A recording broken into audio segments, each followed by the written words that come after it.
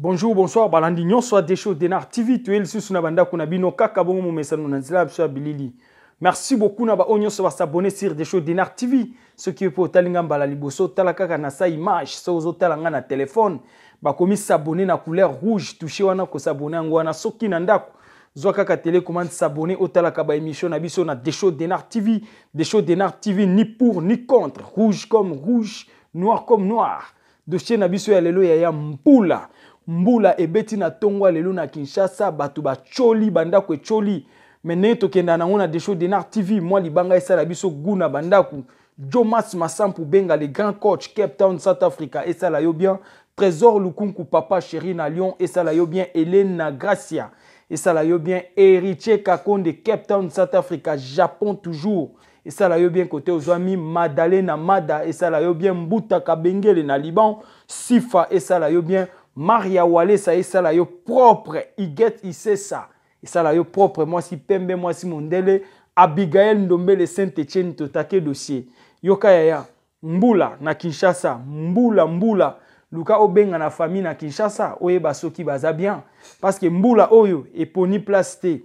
chozo mwana na ba image ndengo zota ba image wana batu bazo tindika mituka ezo flotter le rôle à bassin likolo mai wana na centre ville de Kinshasa et ton dindengo wana ebongo pa na biso na ba cité ya catastrophe balobi boy bandako ekwei bandako echoli mituka echoli kaka ne omoni bazo tindika wana mituka ezo chola bongo bandako ba secteur mususu na Kinshasa yo yebi bisika malonge ezate batu batonga ndako na bakeba c'est-à-dire bandako ekwei ba dégâts esalami ba dégâts matériels mais jusque là problème ya liwandenga na zuite na kati awa mais oyo balobi dégâts matériels par rapport ya ndengo somona na bilili ezoleka wana eza ya kobeba na Kinshasa par rapport ya mbula c'est-à-dire luka obenga na moi famille otuna bango soki tout va bien peut-être pas na bino pe ki kozala ma pokoso ezali moi 50 € na yo ekosala bango bien moi 100 € moi 200 ekosunga bande ko na Kinshasa voilà o ezalaki comme flash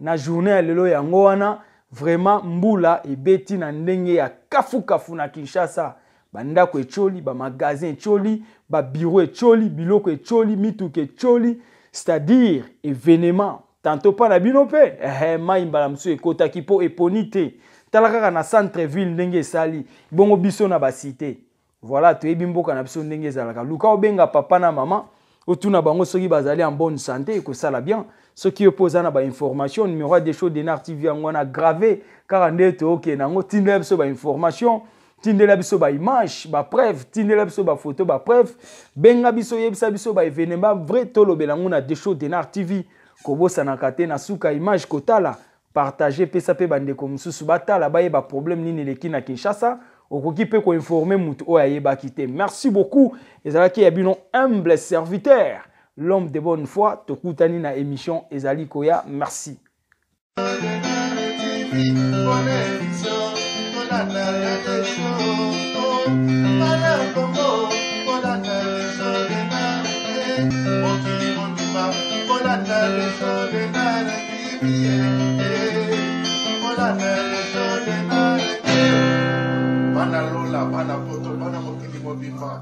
Pour s'abonner massivement à des choses d'Enar TV pour la vérité, pour les émissions, tout.